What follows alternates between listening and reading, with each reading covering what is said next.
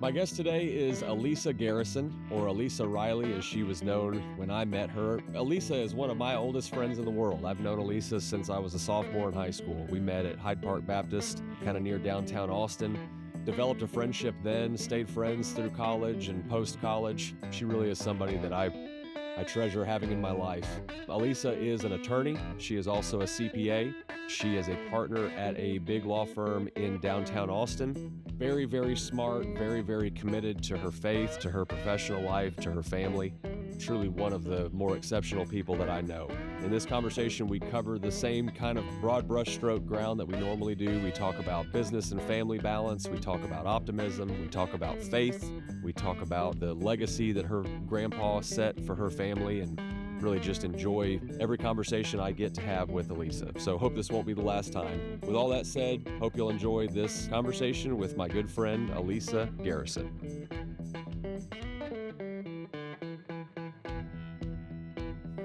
Okay. Yeah, when we moved to town, we had both boys in a little private school in Rosanke, and had a good experience there, but we had some just differences in how we wanted them to develop, specifically with reading. And Ashton has an aunt who runs a private school in Liberty Hill. I listened to that one. Did you? Sonia. Yeah, Sonia Dixon. That's Ashton's aunt. Okay, I did. Yeah. Yeah, and she, elementary education and remediating challenges with reading is like her specialty. She's got a master's degree in elementary ed and dyslexia remediation specifically. And so she helped us put together a program for Lincoln that got him caught up reading like quickly. Oh, wow. And there's an obvious downside to homeschooling because all of her time is spent with the kids. There is no break. Yeah. There's no like 8-hour block during the middle of the day to clean and cook and do all the things that she wants to do, work out. So it's definitely more taxing on her than it is on me. Yeah. But the amount of time we've gotten to spend with the boys in the last 2 years, year and a half, I guess now. Yeah. Like, it's objectively better. It's You think you'll keep objectively them in better. through high school? No. Okay. I don't think we'll keep them in through high school. The socialization aspect, we're still getting through sports. We're still getting through church, through small group, through the church. We purposefully put our kids around other people. We want them to interact with other people. Yeah. In a small town, when you don't send your kids to the small town school, there is you're not part of the group for sure. Interesting. So we've noticed some of that dynamic, and it doesn't mean that like we would not send them to the school in town for that reason. Like that wouldn't be the deciding factor. Sure. But having relationships with other families where our kids are the same age and are interacting with each other throughout the day, like that's important to us too. Yeah. So we're committed to doing a semester at a time. Okay. We'll evaluate it. We'll look at it again next year. I think the younger one is more likely to want to go. I think the older one is less likely to want to go. But one day at a time. Yeah. That's how we're looking at it. We'll be there in a few years. We're in preschool right now. Yeah. That's it. But Tuesday, Thursday, short, half day. That was a saving grace for Ashton. Yeah. To be able to just kind of step into it. Because there's some separation stuff there too that like when your baby's a baby, right, it's really, really hard to wrap your head around. I'm going to hand my baby off to strangers for half a day. I know. Well, I mean, I'm super lucky because my mom watches him for me. So ever since I went back to work, I mean, I've been working full time since, I came off of leave. And so, my mom and dad keep him for me, but so I think it's more for her, I guess, the break. Yeah. Right. But for me, it was the socialization and just him getting used to being able to be dropped off and not always, if they're just an extension of us, that's still not benefiting him. Yeah. And I mean, he loves school. He loves going to her house, but he loves school too, Yeah. So being able to see the him grow and develop. And I would say from a development standpoint, I mean, just these last few months that he's been in school since August, I mean, he knows his ABCs. He's 2, but he's really gotten good training and teaching, Yeah. and we put him into a small private preschool, so he's getting that Christian education too, the Christian aspect, the Bible verses. They have chapel once a month, so all of that is very important to us and something that he wouldn't get Yeah. necessarily just being at their house. Yeah. So, You want your kids to be able to go into any room and hold their own. right, And you can't do that if you're insulating them. It's right. actually okay, so we talked about Dr. Coy, Chris Yeah. Coy, who we both know and respect. It was a conversation he and I had predominantly off camera, though we did talk about it a lot during my interview with him. I have a unique private school experience in that I've seen one version of it and I've Mm, seen another version of it. I true. never went to a public school. Me All either. all through yeah, you didn't either. That's right.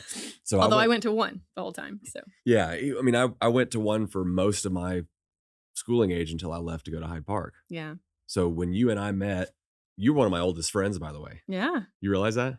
We've known It's each other crazy. for what? Math is hard. You're the What did CPA. you oh gosh. 23 years. I came in '02, Yeah.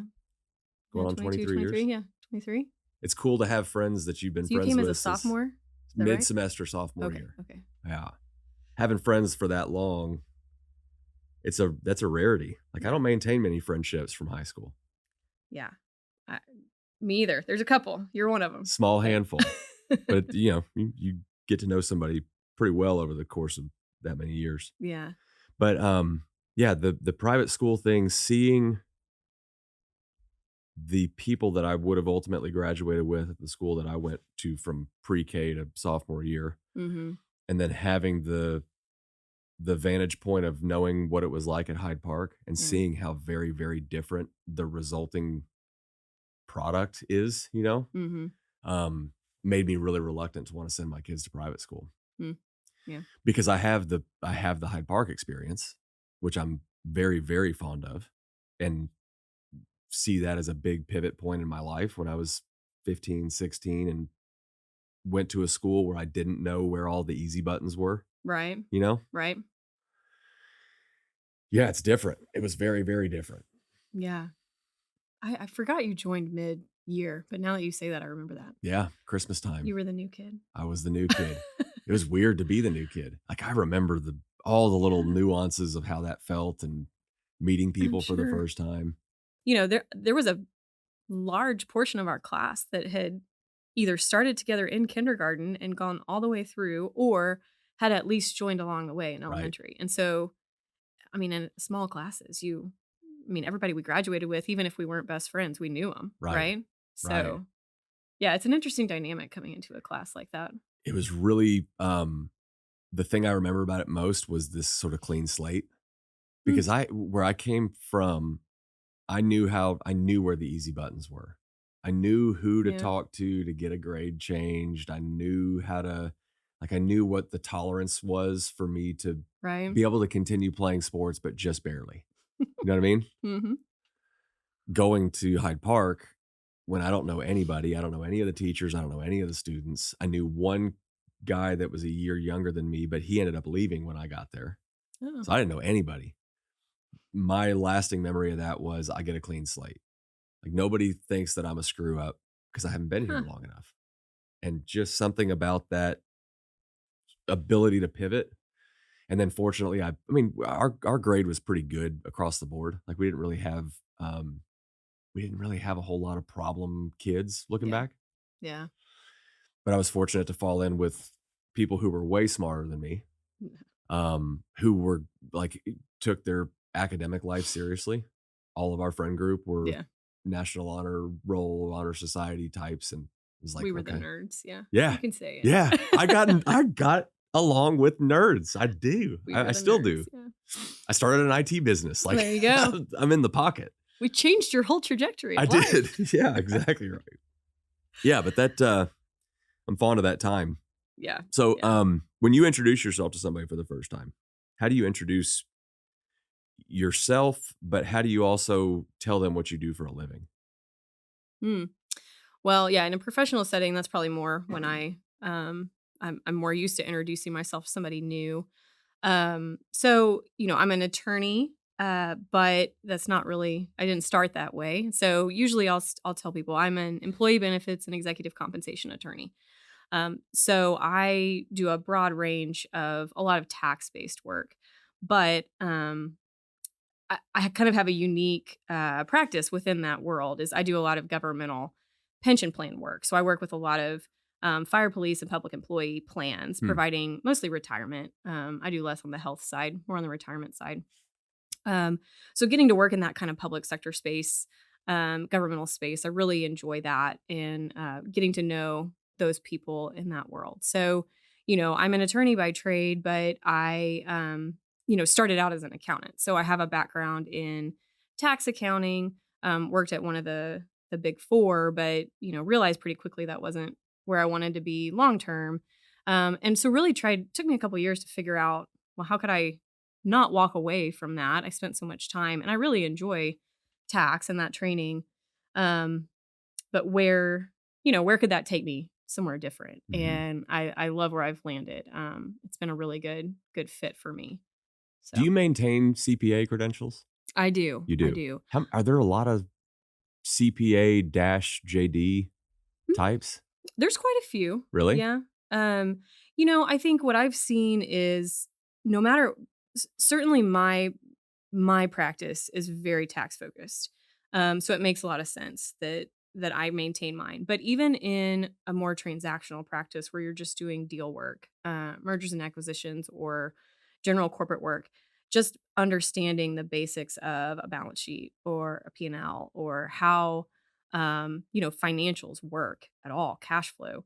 I think that's really important, and it gives you a leg up when you're talking to your clients because you're not necessarily talking to an in-house GC all the time. Mhm. You may be talking to the CEO or the CFO, and so having some of that knowledge, I think, really is important. And so I do think you see a lot of people in a transactional legal practice who have found that they have that kind of accounting foundation, CPA, but yet they've built it into a legal career. Yeah. Do you feel like this is something you'll always do? I think so. Yeah.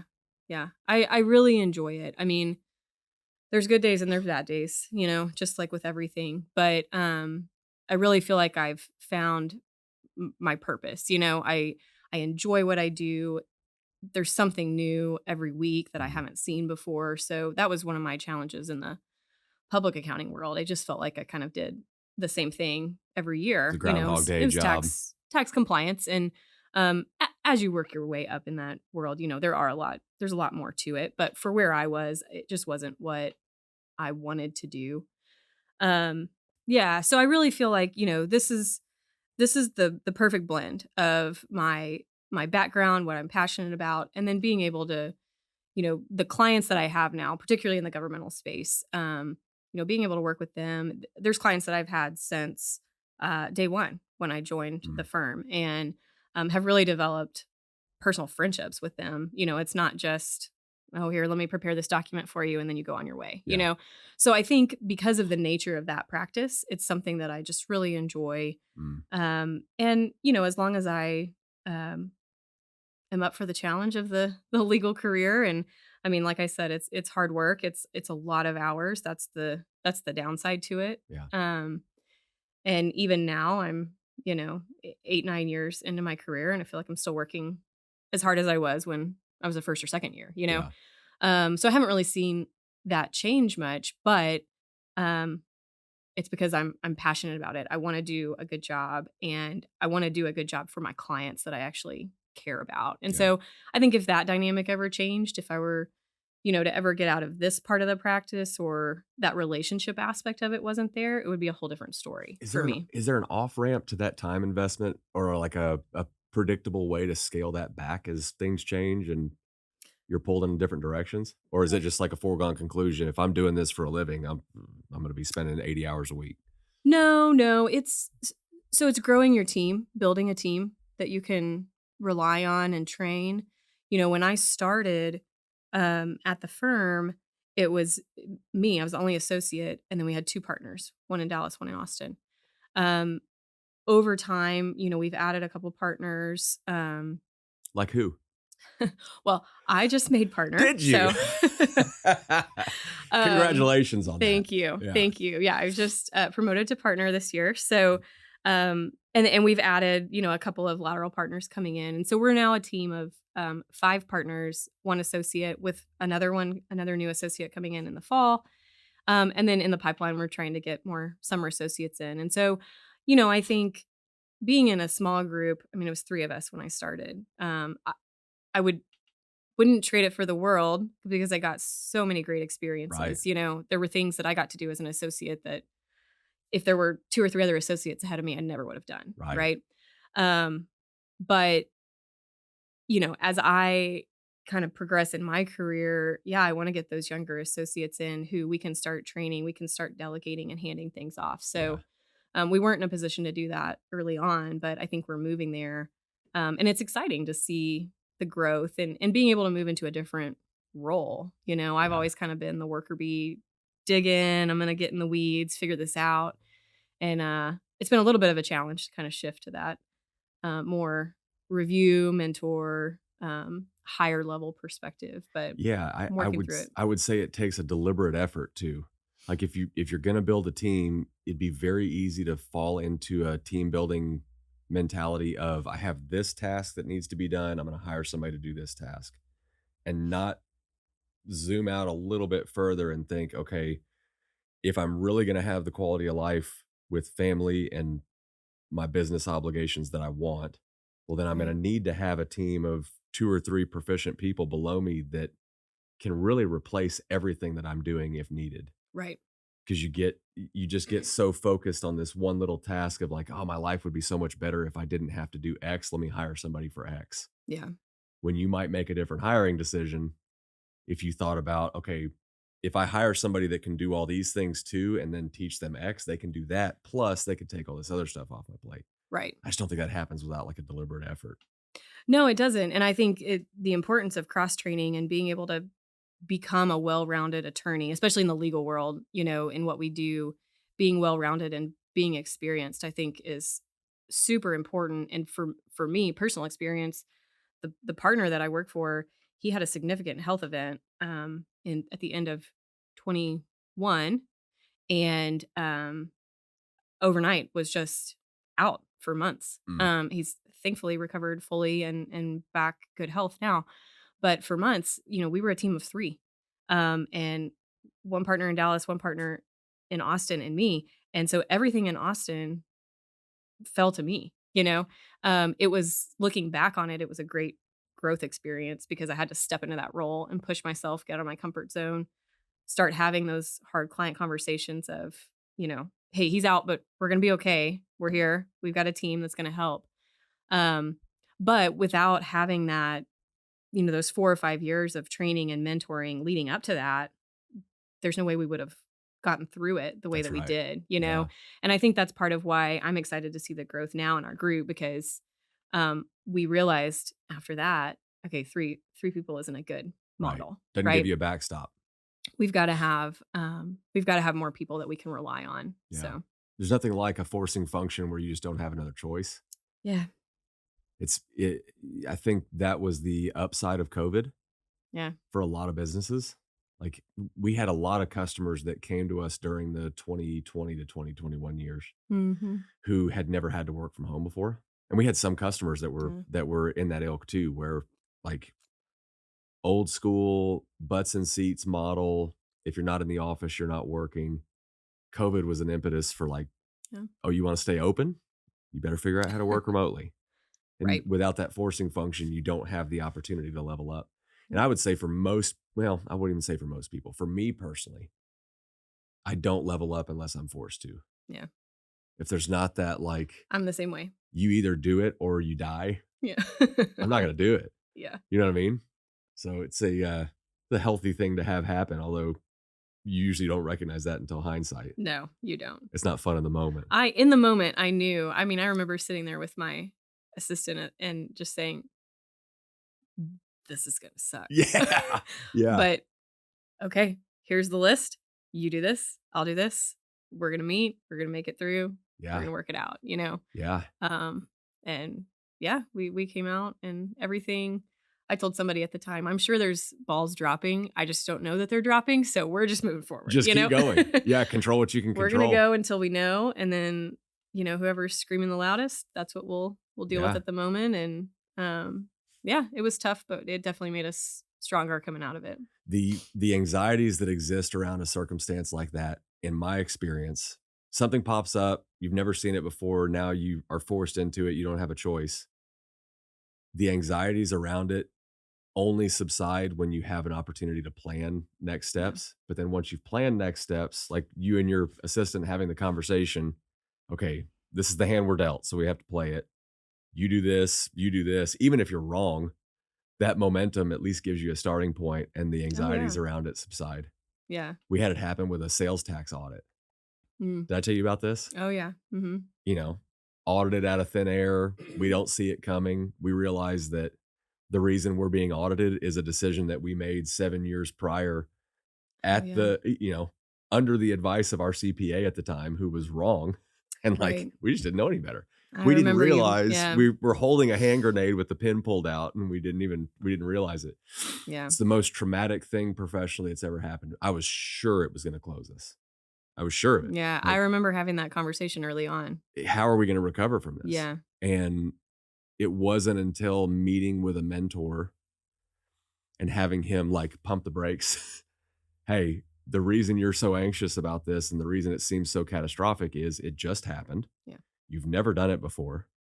And what's your plan? You don't have a plan yet. So breathe for a second, take a step back for a day, Yeah. re-engage and come up with the SFD of a plan, the shitty first draft of a plan. SFD is a live oak term that we use all the time. Mm. Come up with a bad first plan Yep. that you can iterate on and then Right. just watch what happens. And for me, that it was like a distinct moment of we have a plan in place, anxiety subsides, and now we can be active. Yeah. In your position, you're a partner in the firm, you have professional aspirations, you're going to continue to balance work life, home life. You had good examples of that. Both of your parents, I think, worked, Hmm. a lot of your upbringing. People talk a lot about work life balance. Is work life balance possible? I think it depends on what you view work life balance, and So I think start it's there then. different. I think it's different for everybody.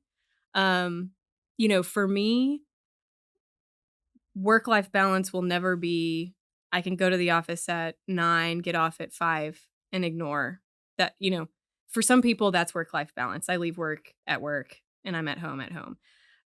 For my job, that's just never going to be the way it works. So for me, work life balance is it takes a couple of things. It's being present at night. So I have a 2-year-old.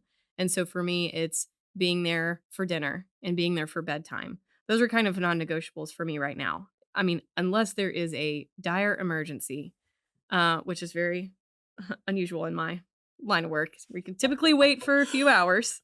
But unless there's, something I have to get on the call for, my computer is off, my phone is off for the 4 hours from the time I pick him up Mm. to when he goes down.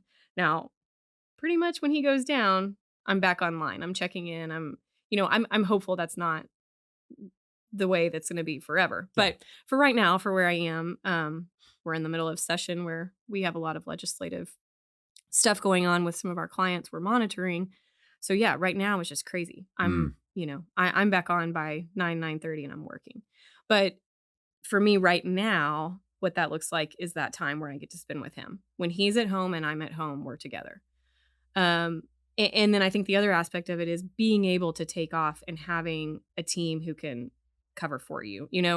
My team is great. The partner I work for, he has always from day one, yeah, things are going to come up, but when you're going on vacation, let's do everything we can to be able to disconnect. And Mm. likewise, when he goes out, I'm the one that picks up the slack. When I'm out, he's the one that picks up the slack. And now we have more people on our team. And so I think to me that's where work-life balance comes in, is being able to disconnect when you need it Yeah. and when you can.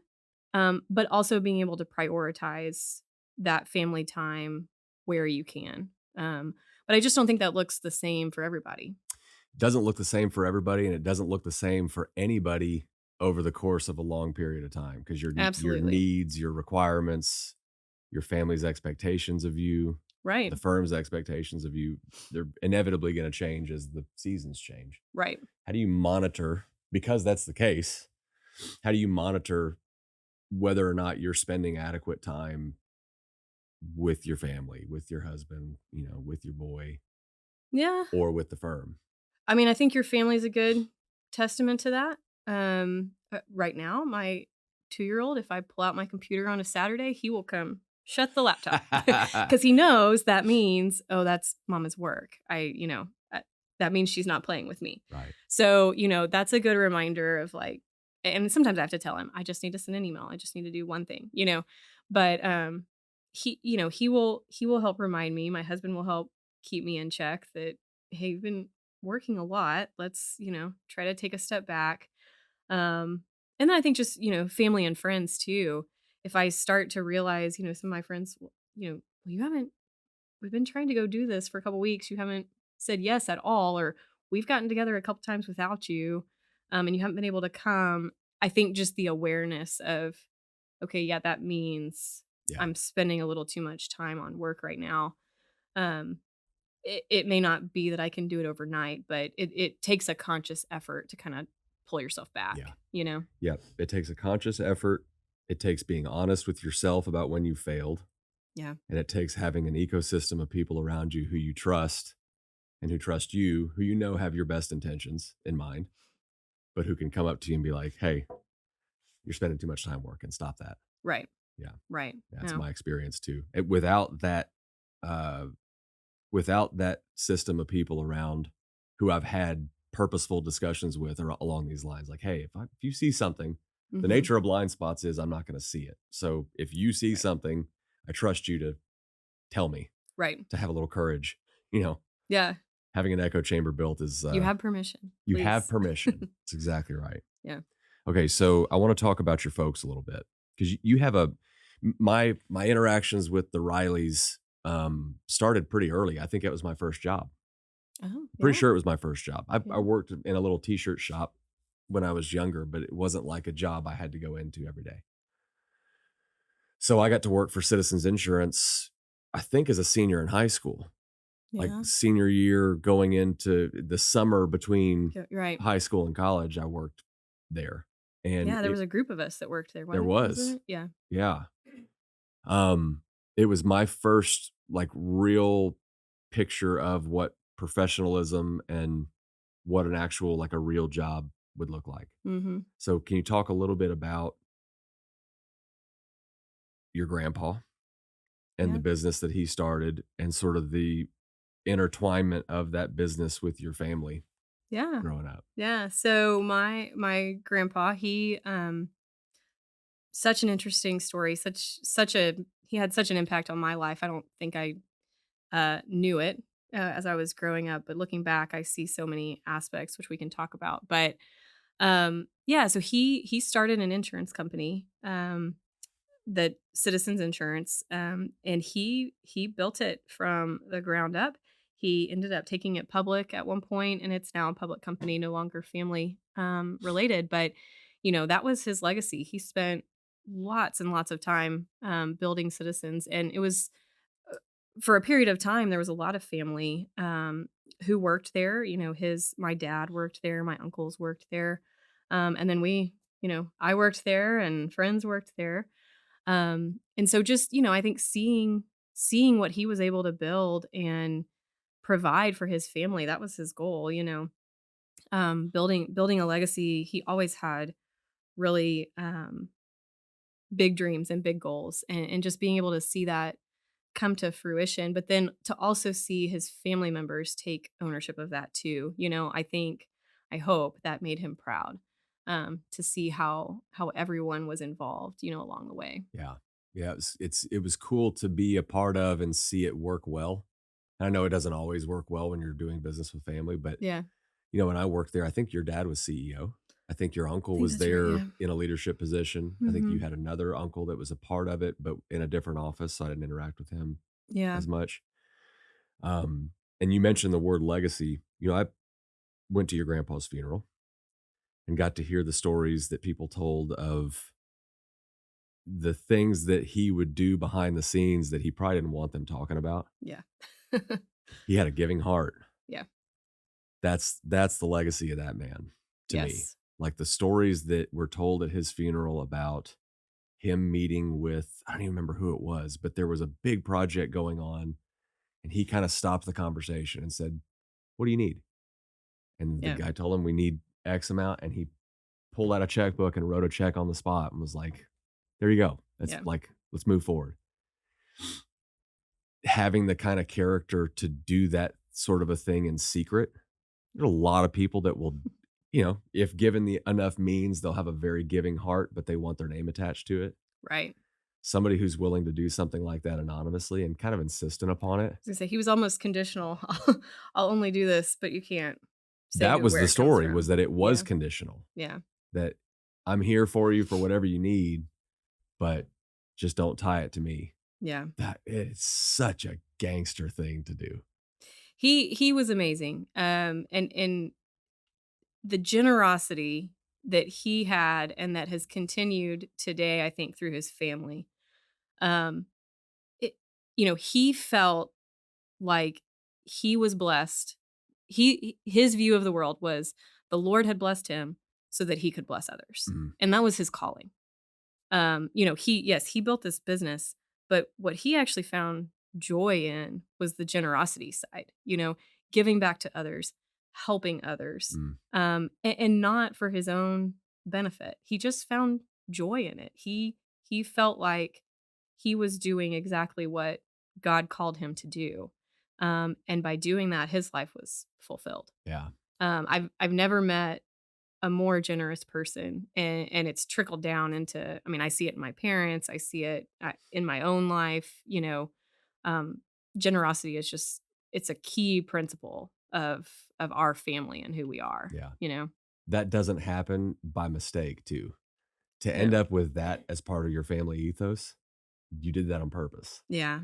You know what I Well, mean? and I mean, you look at where he came from too. I mean, he tells the story of, I would, by the way, I wish I had done what you're doing, what you did with RV, and getting the stories on video and listening to it, because I think back to these stories and I wish I could hear him tell them again. I heard them so many times growing up, right? Yeah. But I don't remember every nuance of it anymore. So I think it's so cool what you're doing there. But he tells the story of his dad when he was, I may get this wrong, but he was a young child, and his dad felt called to ministry, and they moved to Fort Worth, went to the seminary so his dad could be trained in ministry. But they didn't have $5 to their name. I mean, they didn't even know where their next. I think he used to tell the story that they were sitting down for dinner and it was the last meal they had. They had no other food in the house. And his parents sat down and just prayed, and they trusted that they were following God's lead and that he was going to provide. Mm. And an hour later, someone from the school came, knocked on the door and said, um, it's the strangest thing. We had someone call and want to donate money, but they were very specific. It had to go to a student who had 3 children and all these conditions, and we only had one student who that applied to, and that was his dad. So here's your tuition for the year or whatever it was.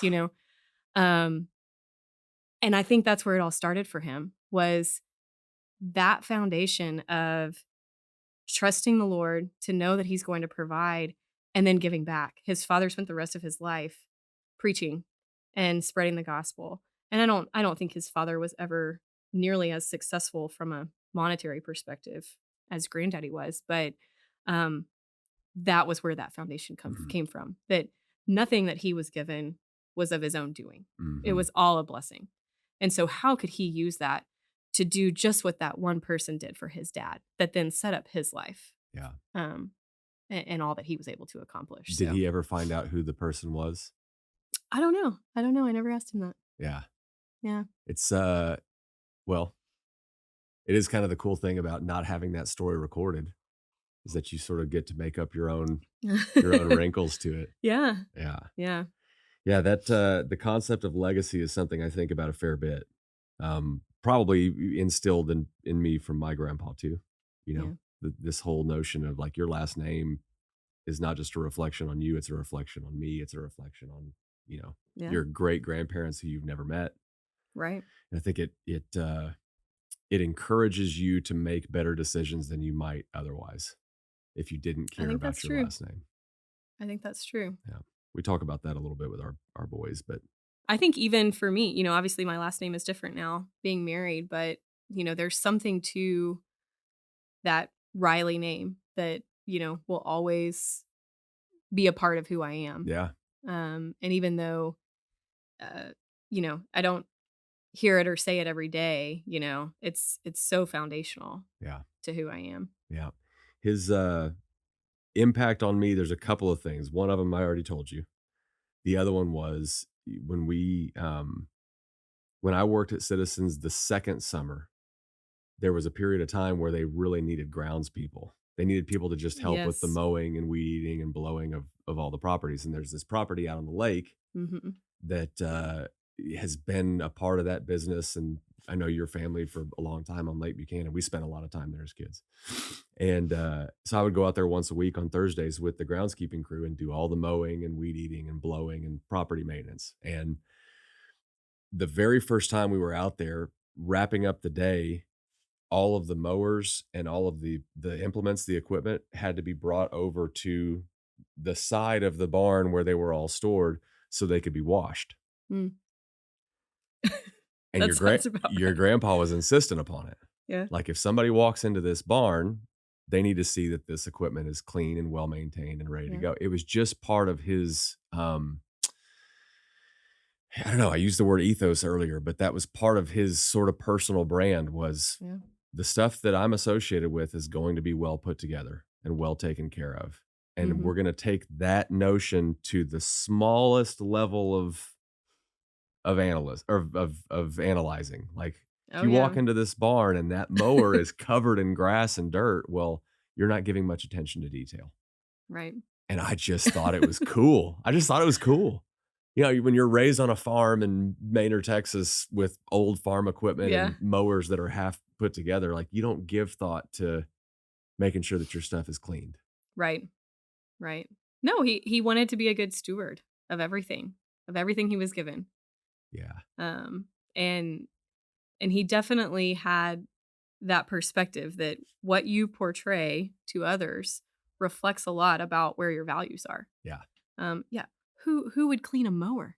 Who would do that? Who would do that? But for the one person who might walk in there and be like, "Oh, you don't take care of this thing?" He wanted to make sure that he, you know, thought about that person, was trying to think ahead of how can I put my best foot forward, Yeah. um, and, you know, take care of the things that I've been given. It's a perfect analogy for who he was, and I'll tell you that since that point, when we bought our first house in Austin, I bought a little Toro push mower, and You after I clean it. mow, I wash my mower off. I still do it every time I That's mow awesome. because it's this little That's thing that you awesome. can do. It takes you 15 seconds. Yeah.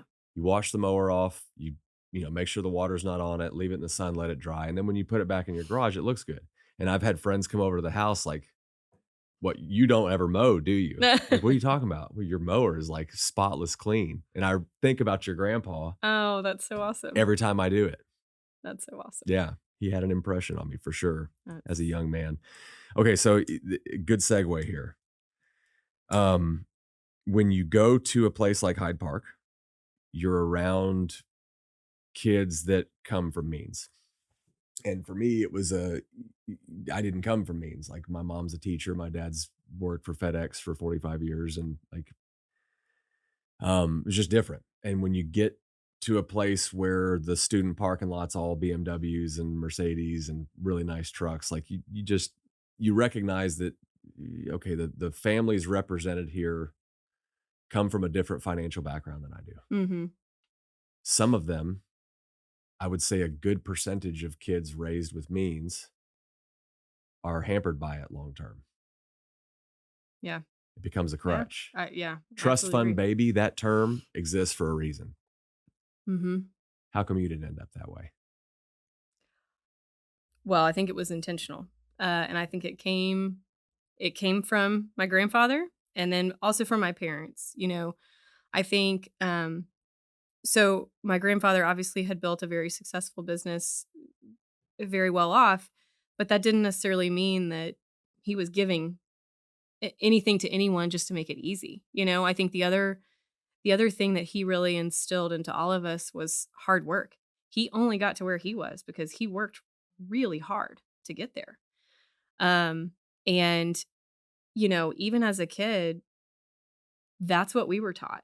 Talking about the cars, we all had to buy our first car. I mean, could my parents have afforded it? Probably. I don't know exactly where they were at that time. Could my grandpa have afforded it? Absolutely. But that was not the deal. And we were told that from, by the time we start thinking about driving, well, you better start saving up.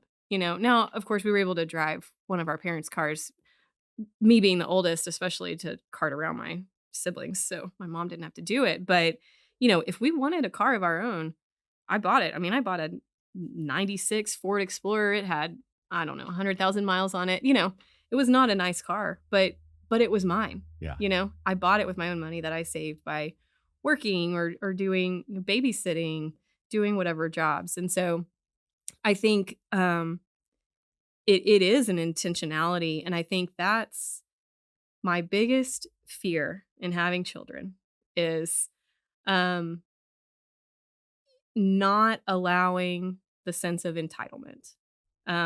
That is probably my biggest pet peeve in the world is entitlement. Yeah. And I think part of it is because what you said. I came from a family who was, not super well off, but we were by no means struggling. Yeah. Um, but yet eh, nothing was just given freely. There was no sense of entitlement, and if there was any hint of that, it got knocked down pretty quickly. Yeah. um, and I am so thankful for that Mhm. now. And I want to. That's like I said, my biggest in raising my son, wanting to make sure. Yes, I want him to have everything he wants, right? But I want him to also learn that it comes with hard work, Mhm. and you're not going to be given everything. It's not going to be easy. There's going to be challenges, and there's going to be consequences for things that you do. Um, and so I think it's having that mindset from a very young age. And, for me, because I heard that all along as a child. And then even going through college, you'll find this funny because my dad, but in college, you're going to rent an apartment. Well, who's going to rent an apartment to a college kid that has no income, right? Uh-huh. Well, my dad refused to be the guarantor on our Really? apartment. Refused. I didn't know that. Oh, you haven't heard this story? No, I haven't. No. Tell me. So I lived in the dorm the first year, but the second year I was going to move out with my friends. We were going to get an apartment. So everyone, it was four of us. Everyone else's parents, oh yeah, we'll sign. My dad refuses, will not sign. So I'm like trying to go to my friend's parents. Well, will you sign for me? Will you I don't know. And my dad, he said, no, the way my parents did it for us was we were essentially on a salary where we had to manage our rent, bills, food, tuition, everything. We got the money, but we had to pay it through college. And if we ran out of money, then we had to go get a job or do something, figure out. There was no lifeline. Yeah. Um, and so he said, no, you go to them, you show them your bank statements, you show them that you have the income coming in. No, you can't give them a W-2, but you can prove to them that you have the money. You go figure it out. Go negotiate with them. Go figure it out. And somehow, I don't even know how it all worked out, but somehow we got there. God, what Probably because awesome the thing other to do. 3 girls were guaranteed. So they're like, oh, this is just 1/4 She'll be of okay. it. It'll be Yeah. fine. Yeah. But I will never forget that. I mean, I think I cried coming out of that call because I just was like, this is so unfair. What is my Yeah. dad doing? Why will he not help me? But those are the kinds of things along the way that I look back and I think, yeah, he pushed me to do that. And I realized it seemed like an impossible situation because the leasing company was telling me, this is a requirement. You have to have this. But he was teaching me, no, you can figure it out. There are other ways, you've got to be creative. You've got to handle your own stuff and you can do it. You're strong enough to How do it. many of those lessons do you see now in the last 2 years, especially now that you have kids and you sort of recast all of your own memories through this new lens that you have as a parent of like, oh, now I see why they did that thing Yeah. that I was so pissed about in the moment. What a It's cool lesson to get to teach your kids. it's a totally different perspective now. Yeah. And it's a really even funnier perspective is that now it's shifted. They're grandparents, right? So Right. now Graham gets everything he Right. wants. Yeah, exactly right. We show up every week and there's a new toy or something, Yeah. But that's the joy of grandparents. I mean, I would have it no other way. And but it is funny to see the dynamic shift of, they were so intentional as parents to teach us how to live independently and how to be a grown up because they knew we had to have it to succeed. Yeah. Um, and I'm so thankful for that. I think Looking it's back, probably more challenging to have the ability to do things for your kids and not do it than it would be if you just didn't have the ability to do those kind of things for your kids. right? I think it's harder. I agree. I agree because you want to, but it's And you in their can. best interest. You want to and you And you can, and it's an can. easy button to the problem. Like, That's right. we have this problem, push the button, it's solved, no problem. That's right. But then you end up with kids that aren't equipped. Exactly. Yeah. And it is not in their best interest. Uh, Um, so cool. I yeah. love that story. I'd love to talk to your dad in here one of these days too. I'll have to call him. All right. So you had mentioned we got about 15 minutes left. We got plenty of time. Wow, it's You going mentioned fast. your faith. Can you talk about faith a little bit? Yeah. Yeah. Do you have Um, a coming into your own faith story? When did it happen? What's the short version of that for you? yeah, I don't know that I have like a super exciting faith story like a lot of people do. I was raised in the church. We were the family that was there Sunday morning, Sunday night, Wednesday night. Every time there was an event, we were there. Yeah. Um, and so I was always around it, and I, became a believer as a young child, and I truly believe. I mean, I did accept Christ then as a young child.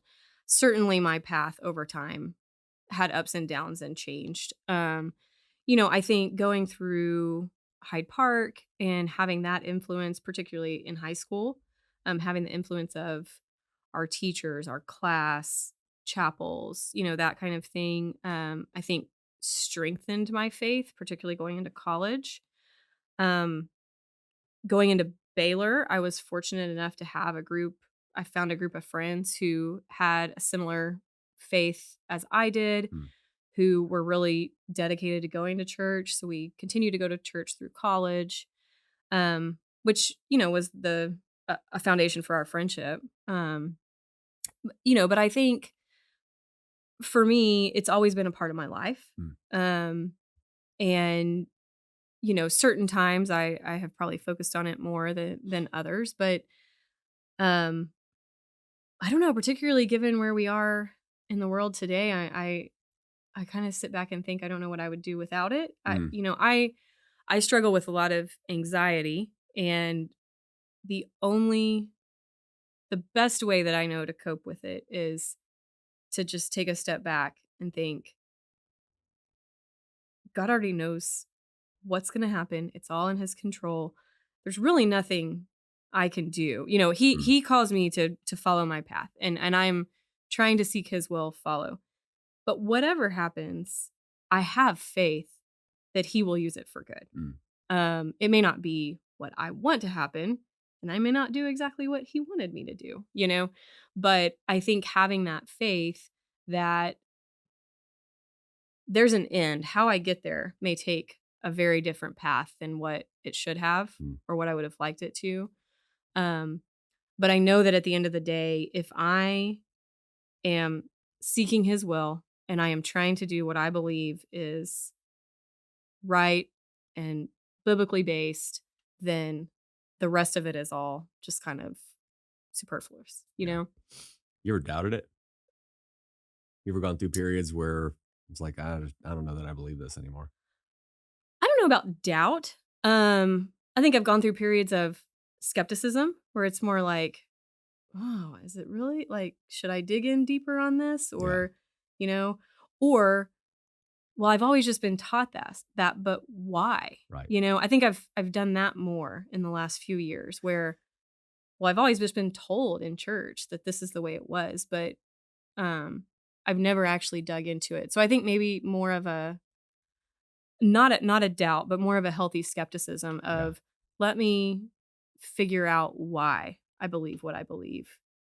Um, I think if I had all the time in the world, I would love to, like, be a biblical scholar. I think studying all the history and all of that, it's fascinating to Yeah. me. So, I don't think if you're raised in it, you really have an opportunity to develop that fascination as much yeah. because so much of that sort of biblical scaffolding that happens in private school and churches, particularly Southern Baptist churches, Mhm. is like, don't ask questions.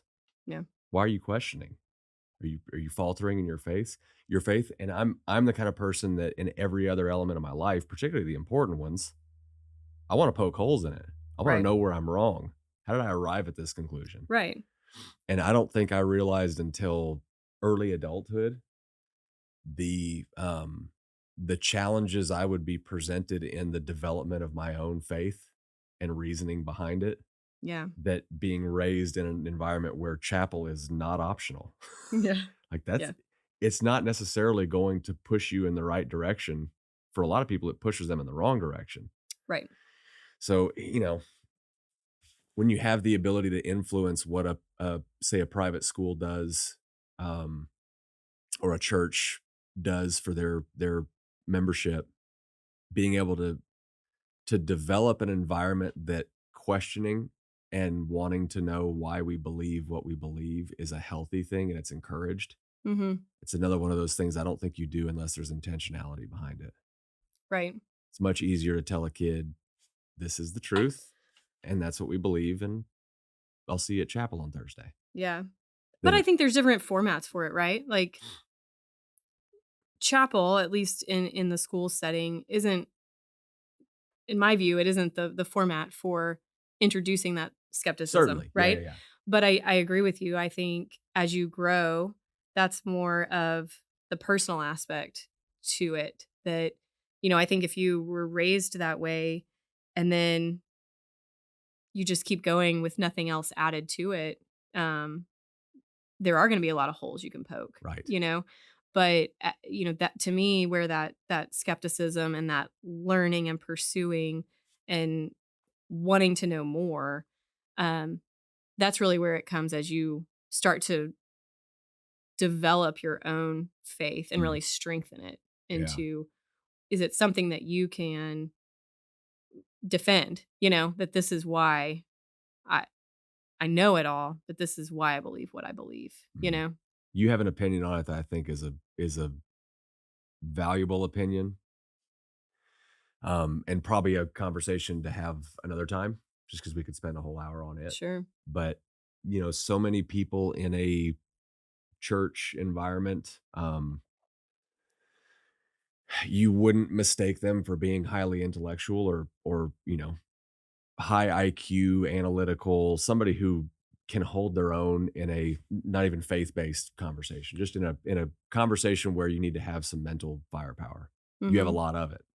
So, finding people who are strong in their faith, who can defend it in a way that somebody who is equally intellectual but finds themselves on the atheism spectrum Yeah. would respect. Right. Yeah, I think that's something we could probably spend a lot of time talking about. Yeah. Yeah. You had mentioned bouts of anxiety about, where we are culturally, where things are headed, what the future looks like. When you survey the landscape and you see no shortage of evidence to be pessimistic about, to be fearful about the future, where do you find evidence for optimism? What are the things that you see that make you optimistic about where we're headed? Well, I think I think part of it comes back to faith, knowing that this is part of the journey that we're on. Um, and I think, I look at the next generation and our kids and just knowing their potential and seeing what they can do. I think every in all periods of time you're going to have ups and downs, but I hope that we're kind of on this, trajectory up, getting better. So, we may be in sort of a down right now. There's just so much, it's so disappointing and pessimistic just how much hate and conflict there is in the world, but I can only hope that we will come out of it. I think, Hmm. the saying, what doesn't kill you makes you stronger. I guess what gives me hope and optimism is that by coming out of such a dark place now, the next generation and our children, um, we can help them to be that light Hmm. in the world. I don't know that it's going to be easy. It's going to take uh, some work to overcome all of this, that we're dealing with now. But um, I don't know. I have to have optimism that it will get better. Um, It doesn't get better without it. yeah, It doesn't yeah, get better without people that are optimistic and looking for a yeah. solution. I think we can learn from it. That's what gives me optimism. Is we look back on generations before, and you've always learned something from that. There's always been something that has gotten better and changed. Maybe not 100%, Right. but I don't know what we're gonna look back on this time and say, oh, we learned that. I mean, certainly COVID was a whole nother story in and of itself. What Yeah. all we learned from that, or good or bad. Um, But, and I think our children coming out of that, it's a whole new world. I mean, none of us had ever experienced a global pandemic before, Mm. Um, but a lot of our children have. And so what do we learn? What can we learn from that? What can we help our kids learn from that will better equip them to be better human beings in the future? Right. I don't know that I have the answer to that right now, but Do you feel like we're more divided now than ever, or do you feel like our division is just better advertised? I think it's a little bit of both. Um, I do think there are more issues to be divisive on, but they certainly get more advertised Mm. and emphasized through media channels. And um, so, I mean, I think there's always been division, uh, but the trend to me these days is you almost have to pick a side. I Mm. don't agree with that, but I think that's what we hear. Yeah. You're either here or you're there. And I think in the past, maybe you were kind of leaning to one side or the other, but you weren't necessarily you understood the other person's side, or, but you had your own view. Um, I feel like now what we hear in the media at least is, nope, you're 100% over here, you're 100% over here. Yeah. And I think if we can come back to the middle and realize we may all have our different views, but there's valid points on both sides. We just have to figure out how to meet in the middle. Yeah. Um, that's where we have to come back to. How does that even happen? I don't know. I mean, it it takes getting over your ego and sitting down at the table and listening to somebody, Yeah. right?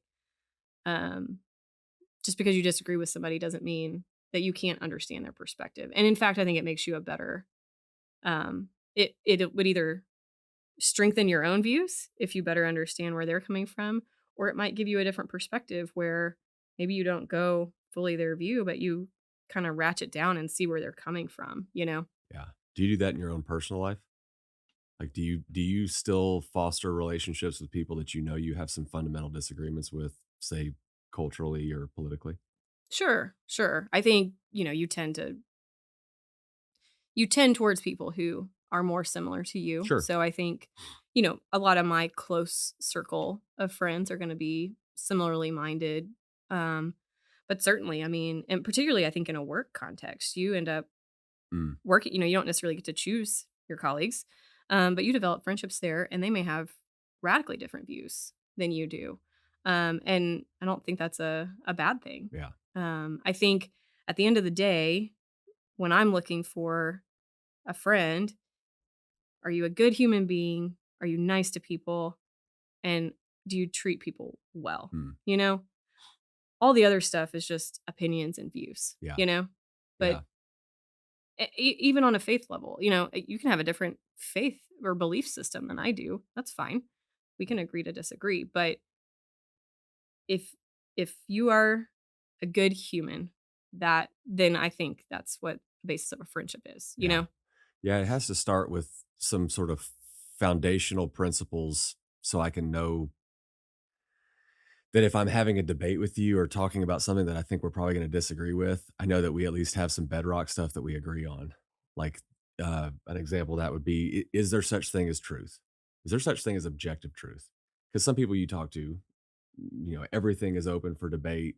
Your truth and my truth might be Mhm. different. Like we have to be able to agree on some foundational things first, Right. or some foundational virtues Right. that have nothing to do with my faith or your lack thereof or my political opinions versus yours. Like there have to be some core concepts there that we agree on, Right. because then you can build enough trust and rapport with somebody that we're going to disagree with, um, where you trust them to act in good faith even in the face of an argument.